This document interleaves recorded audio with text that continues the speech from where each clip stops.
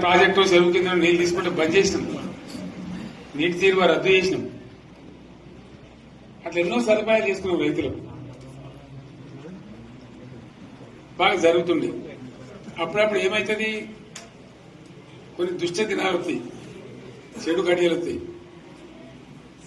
మనోళ్ళు కూడా అలవోకగా ఓట్లేసారు. మీరు గొప్పలో మీరు మాణిగ్రహం గెలిపించారు.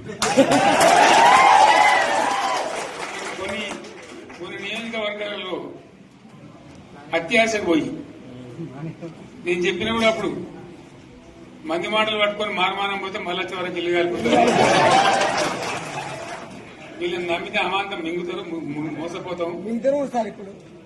రైతు బంధుకు రామరామ అంటారు, దళిత బంధుకు జైబీం అంటారు. వీళ్ళు ముంచుతారా ఆయన చెప్పిన ఆయన వాడు తులం బంగారం ఇస్తా, నీకు బంగారం వడ్డానం పెడతాను కానీ ఆయన నమ్మి ఏమో మీ సంగతితో చూద్దామని ఆయన వేశారు. వేసింది ఇరుకపోయారు, బావిలో పడ్డారు, అయిపోయి ఉన్నాయి అన్ని మీకు. మళ్ళీ మొదటికి వచ్చానా కైలాసం ఆడలో పెద్ద పామింగినట్టు అయింది మళ్ళీ. అంతే కదా, ఆలోచన లేకుండా ఎటు పడితే అటు ఎవడో ఏదో చెప్తే నమ్మి ఓట్లేస్తే ఏమైంది అనేది ఒక మంచి గుణపాఠం ఇది తెలంగాణ.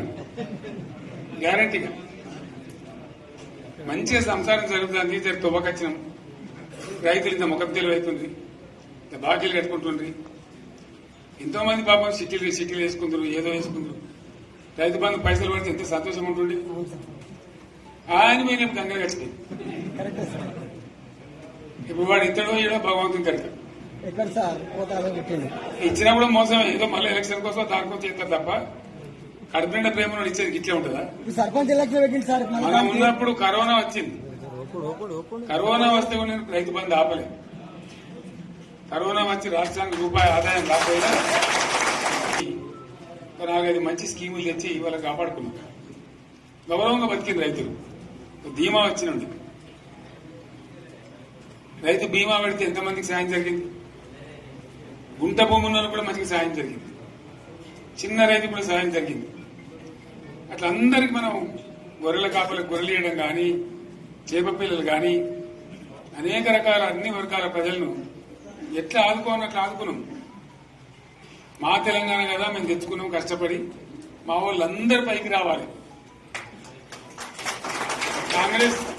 కాంగ్రెస్ గవర్నర్ ముస్లింలో ఓట్లేసుకున్న తప్ప ముస్లింలకు మనం చేసిందా?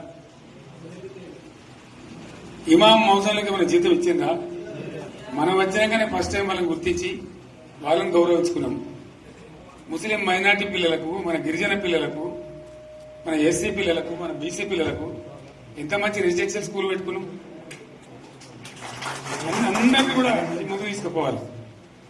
ఇవాళ మన కళ్ళ ముందని నాకు బాధ కలిగేది ఏంటంటే, చిన్న వర్గాల ప్రజలు కాన్వెంట్ స్కూల్లో చదివించలేరు, వాళ్ళ పిల్లలు కూడా బాగా చదవాలని చెప్పి ఎస్సీలకు, బీసీ, మన మైనార్టీ సోదరులకు గురుకుల పాఠశాలలు పెట్టారు. అద్భుతమైన చదువుకునే వాళ్ళు. ఇవాళ మొత్తం రోజు బడి పిల్లలు విషాహారము, కడుపు నొచ్చుడు, బాధపడు, పురుగులు అన్నం పెట్టుడు. పిల్లలు వెళ్ళిపోతున్నారు ఆ స్కూళ్ళ నుంచి, ఇళ్ళకి వెళ్ళిపోతున్నారు. తల్లిదండ్రులు కూడా భయపడి తీసుకుపోతున్నారు. ఏం ఘోరం ఇది నాకు అర్థం కాదు. మళ్ళీ ఇది చేసిన కూడా ఇప్పుడు మళ్ళీ అదే కాంగ్రెస్ పార్టీ. అంతేనా? మళ్ళా పాత కాంగ్రెస్ మోపోయింది, మళ్ళా కరెంటు కోతలు మోపోయినాయి. వెనకాలం ఇంకేం గతి అవుతుందో, మార్చి ఏప్రిల్ ఏమవుతుందో. ఇంకా కరెంటు కోతలు మోపోయినాయి, మంచినీళ్ళు సరికొత్తలు, అడిగే నాతులు లేడు. ఎవడన్నా గట్టిగా నిలదీసినట్టు వాడిని పోలీసు నిలబట్టేయడం.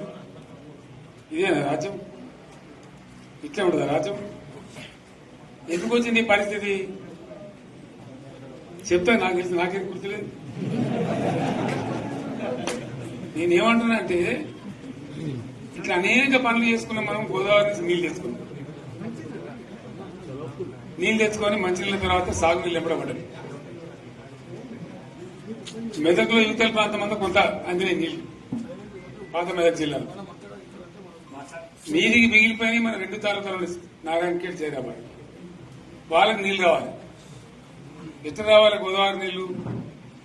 సింగూరు ఒక టైంలో నిండుతుంది, ఒక టైంలో నిండదు. మరి నిండినప్పుడు ఎట్లా?